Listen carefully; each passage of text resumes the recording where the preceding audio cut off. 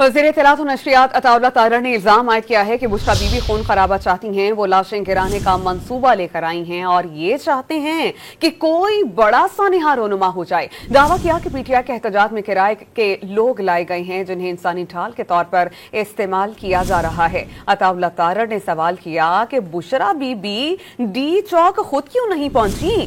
तनबीह की कि रियासत के सब्र का पैमाना लबरेज होने से पहले चले जाएं। रद्द अमल आएगा।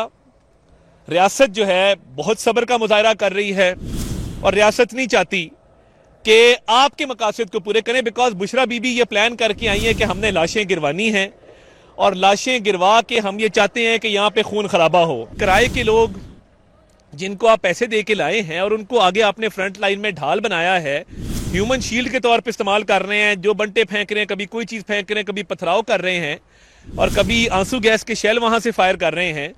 इसमें अफगान नेशनल्स, इसमें किराए पे लाए हुए लोग हैं।